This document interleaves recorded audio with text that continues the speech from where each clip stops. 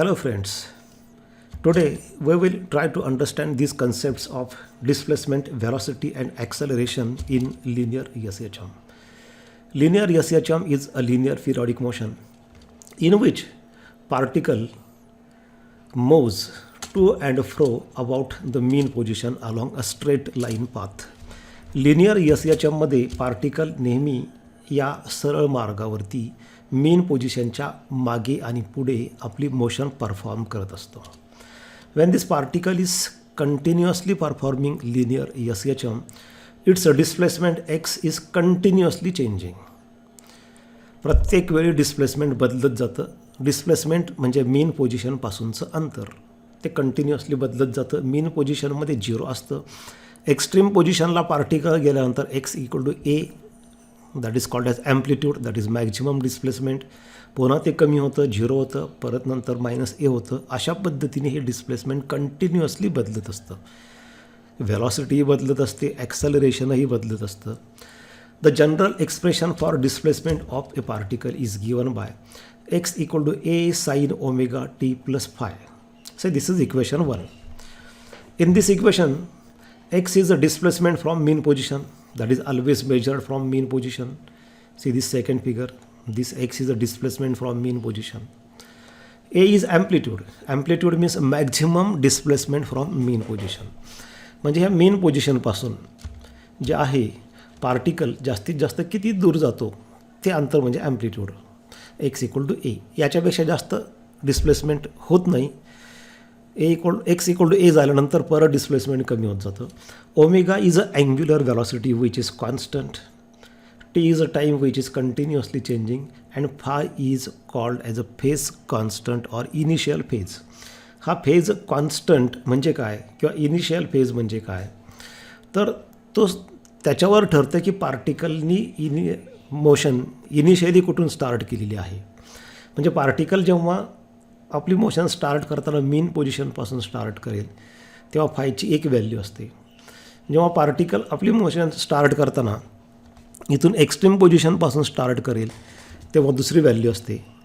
Particle जेव्हा ह्या left extreme पोझिशनपासून motion start करतो तेव्हा ह्या फायची व्हॅल्यू वेगळी असते. एवढंच नाही तर मेन पोझिशनपासून मोशन स्टार्ट करताना पार्टिकल राईटला चालला की लेफ्टला चालला सुरुवातीला पहिल्यांदा, त्याच्यानुसार सुद्धा ह्या फायची व्हॅल्यू बदलते.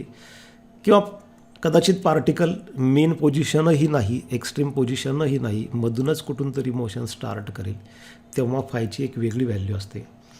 समजा पार्टिकल आपली मोशन मेन पोझिशनपासून स्टार्ट करत असेल इथून, तेव्हा मग हे इक्वेशन कसं मिळेल आपल्याला, फायची व्हॅल्यू काय असेल आणि त्याच्यावरून इक्वेशन काय मिळेल.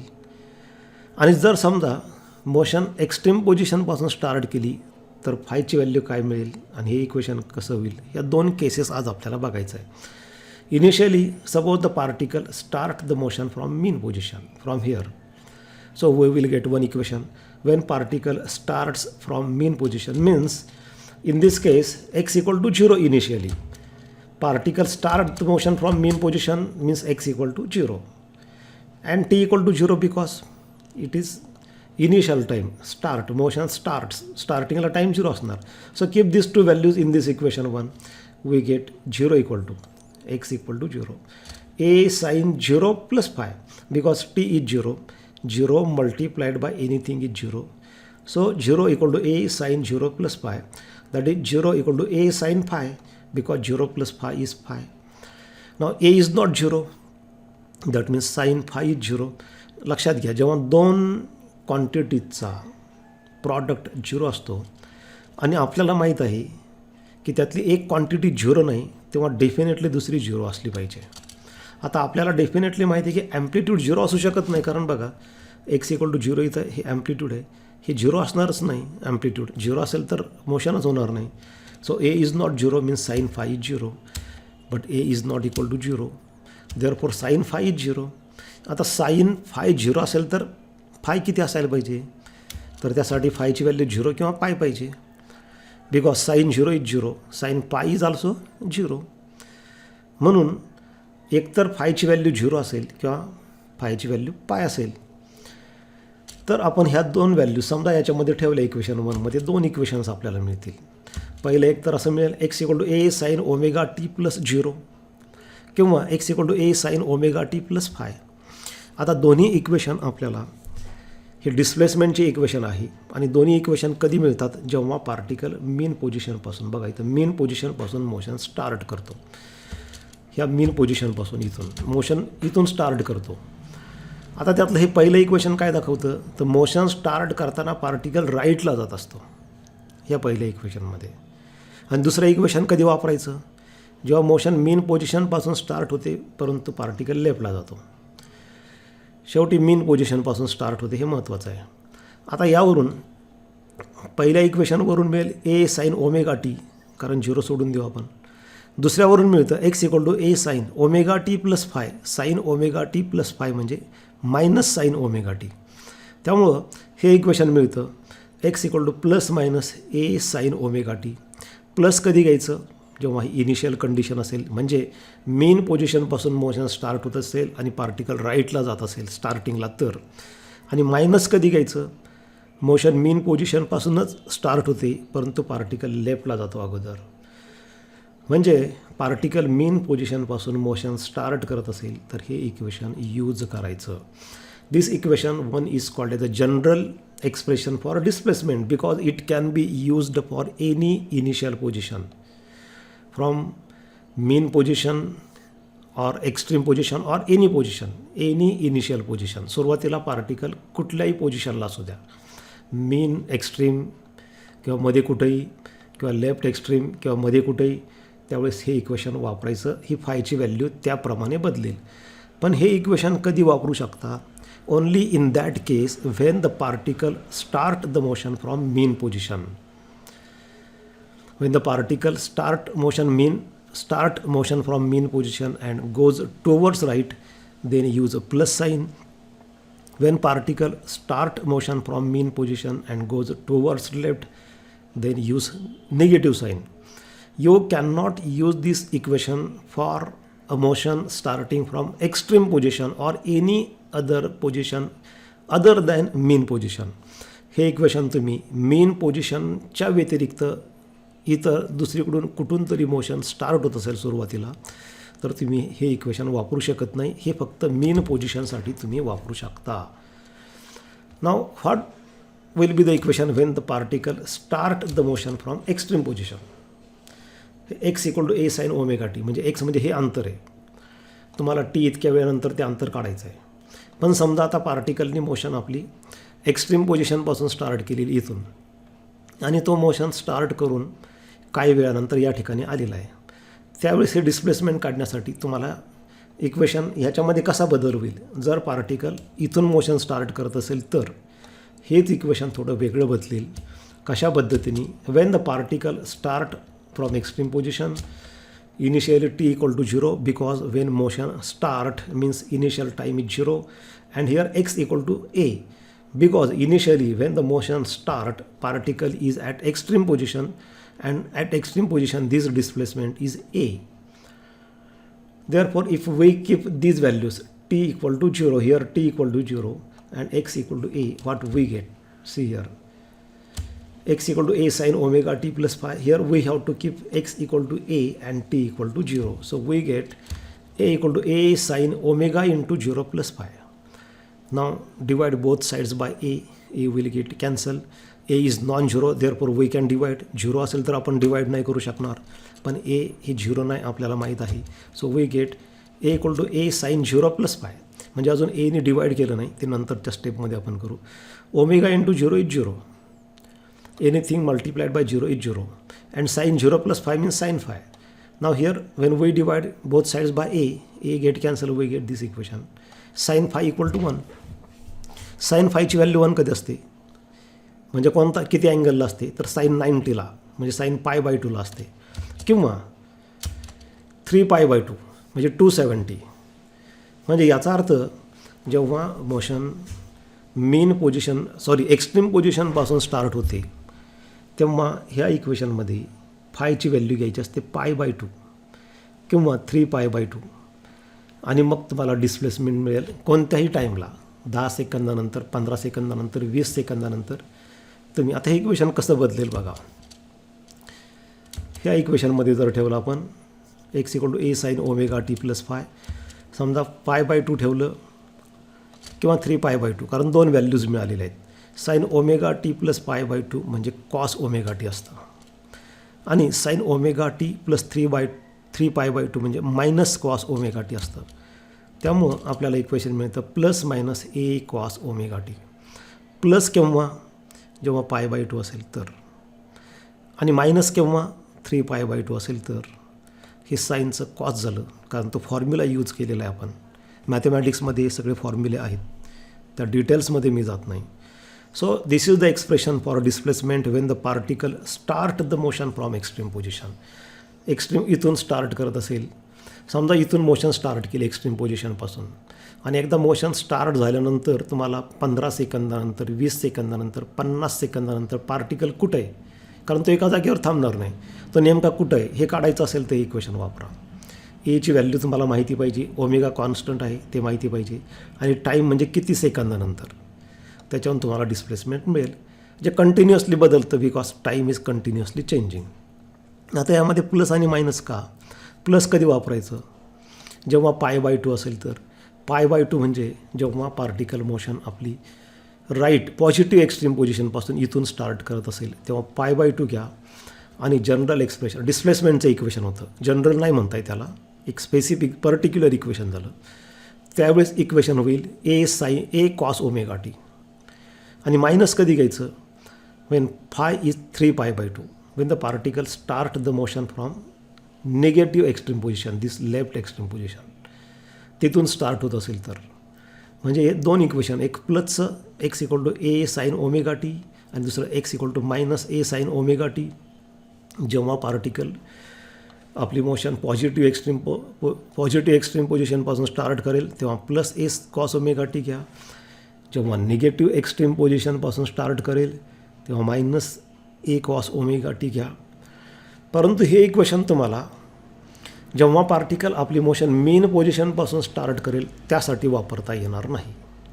त्यासाठी अगोदर इक्वेशन आपण पाहिलेलं आहे.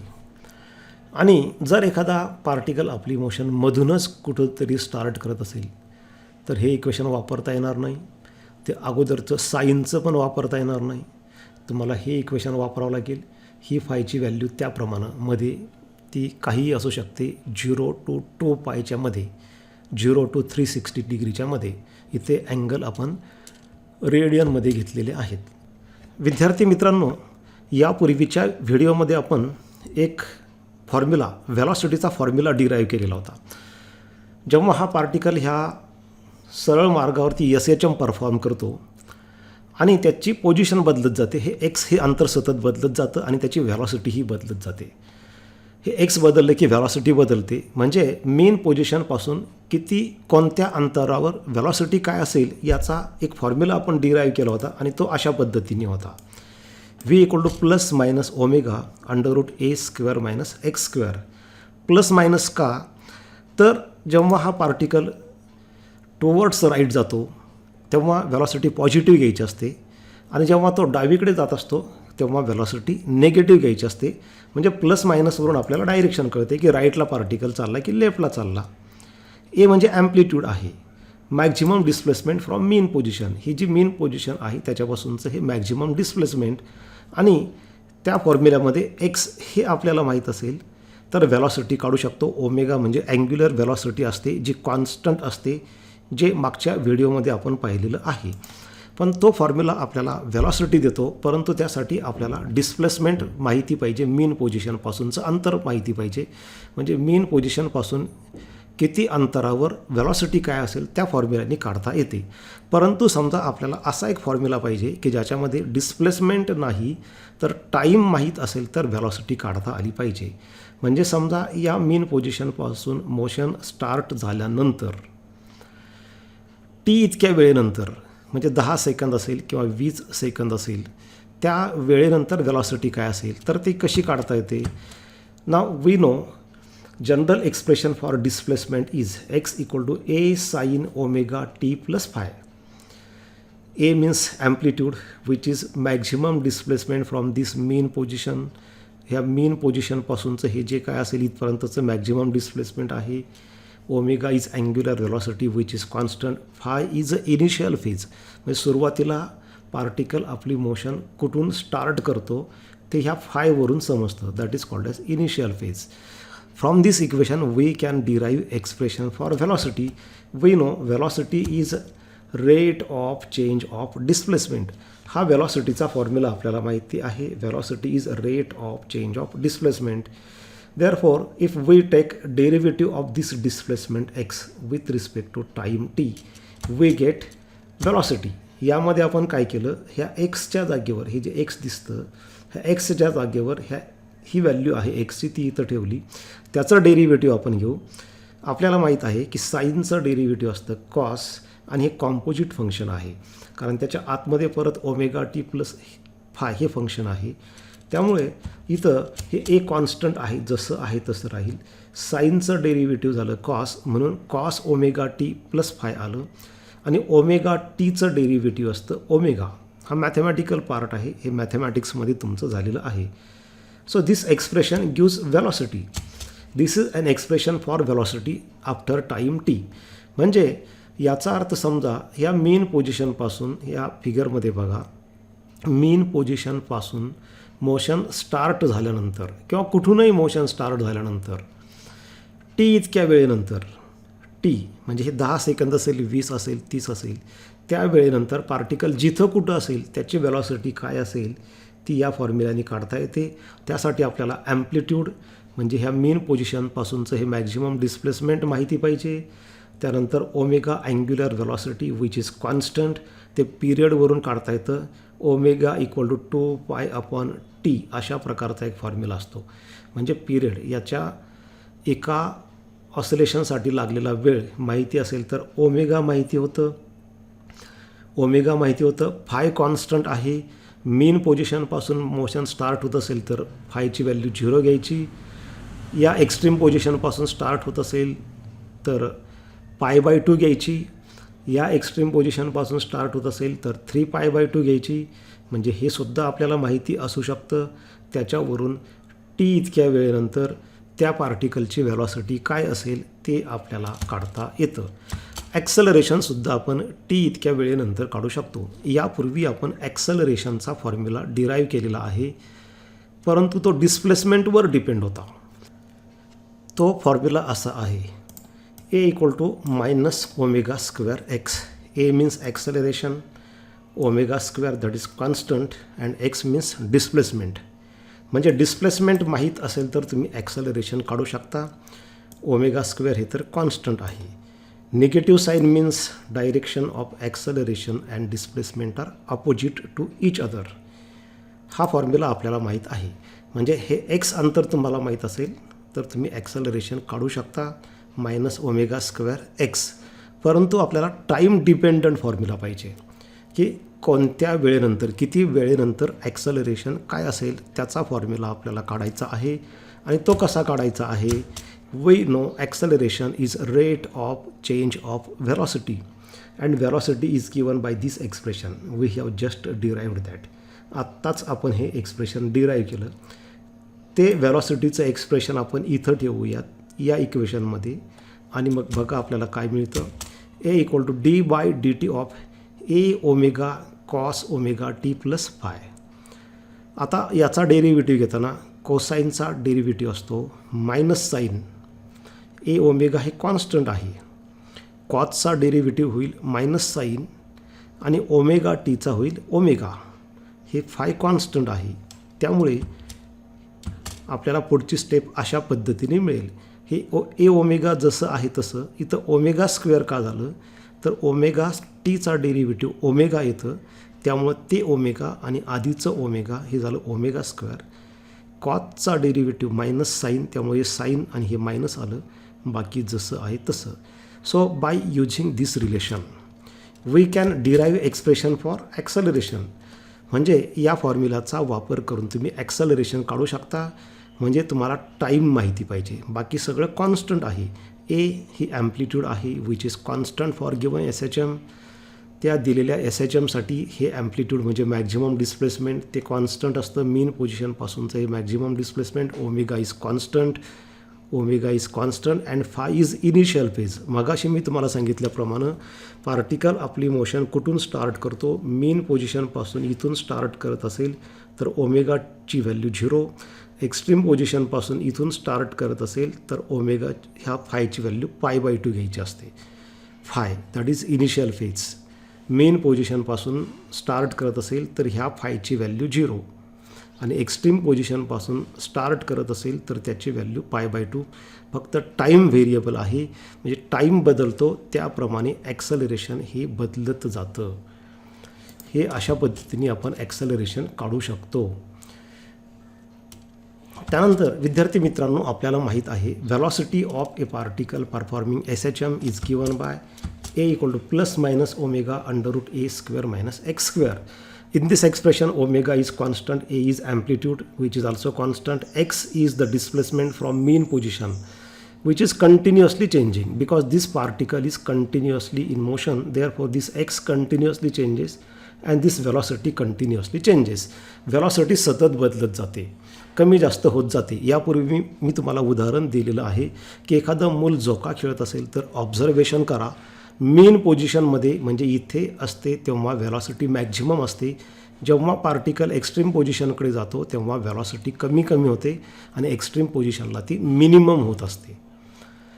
याच्यामध्ये प्लस मायनस का, तर समजा मोशन ही राईटला होत असेल तर प्लस आणि मायनस कधी, जेव्हा मोशन ही लेफ्टला असेल तेव्हा.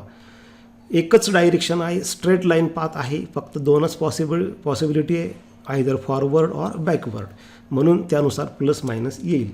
तर आपल्याला आता मॅक्झिमम व्हेलॉसिटी आणि मिनिमम व्हेलॉसिटीचे फॉर्म्युले डिराईव्ह करायचे आहेत. आता मिनिमम व्हेलॉसिटी कुठं असते, एक्स्ट्रीम पोझिशनला असते आणि मॅक्झिमम कुठं असते तर या मीन पोझिशनला असते. मग मिनिमम व्हेलॉसिटी किती, त्याचा फॉर्म्युला काय, velocity is minimum when displacement x is maximum.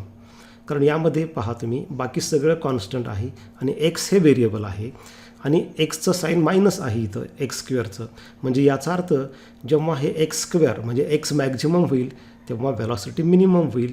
मग एक्सची मॅक्झिमम व्हॅल्यू किती, तर मेन पोझिशनपासून जास्तीत जास्त किती अंतरावर जाऊ शकतो, तर ह्या इथपर्यंत म्हणजे +a ॲम्प्लिट्यूड किंवा डाव्या बाजूला इथपर्यंत -a म्हणजे एक्सची व्हॅल्यू +-a.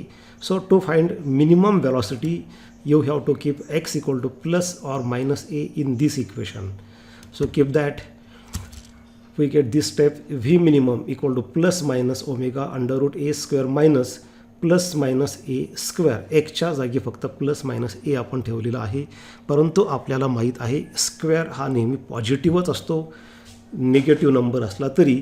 त्यामुळे हे प्लस घेतलं काय मायनस घेतलं काय याचा स्क्वेअर a स्क्वेअर येईल आणि पुढची स्टेप आपल्याला ही मिळते. नाव a square minus a square is 0. Square root of 0 will be 0 and any number multiplied by 0 will be 0. So finally we get v minimum equal to 0. So minimum value, velocity is minimum and that minimum velocity is 0 and that is at this extreme position. म्हणजे याचा अर्थ main पोझिशनमध्ये velocity maximum असते आणि जसा जसा particle extreme पोझिशनकडे जातो त्याची velocity कमी होते आणि एक्स्ट्रीम पोझिशनला गेल्यानंतर ती 0 होते. या बाजूला सुद्धा पार्टिकल जेव्हा इकडं जातो तेव्हा इथे एक्स्ट्रीम पोझिशनला व्हेलॉसिटी 0 होते. Thus v minimum equal to 0 when x equal to +-a. +a means this positive extreme position and -a means this negative extreme position. Number 2, velocity is maximum when x is minimum. Minimum means x equal to 0. म्हणजे velocity maximum कधी असते, जेव्हा एक्सची value minimum, कारण याच्यामध्ये x तुम्हाला minimum ठेवावं लागेल. या फॉर्म्युल्यानुसार जेव्हा तुम्हाला व्हीची व्हॅल्यू मॅक्झिमम पाहिजे असेल तेव्हा एक्सची व्हॅल्यू मिनिमम पाहिजे. मग मिनिमम म्हणजे किती, तर ह्या लिनियर SHMच्या पाथवर ही इथं मिनिमम व्हॅल्यू आहे, that is mean position at which x equal to 0. Therefore keep this value of x equal to 0 in this equation. You will get maximum value of velocity. Therefore v max equal to +-omega under root a square minus 0 square. 0 square is 0, a square minus 0 is a square. आता याचं square route घेतलं तर आपल्याला a मिळेल and we get v max equal to plus minus omega a. This is expression for maximum velocity and that velocity is maximum at mean position. Thus v max equal to plus minus a omega when x equal to 0. म्हणजे x equal to 0 म्हणजे mean position. mean positionला velocity maximum असते आणि ती असते a omega.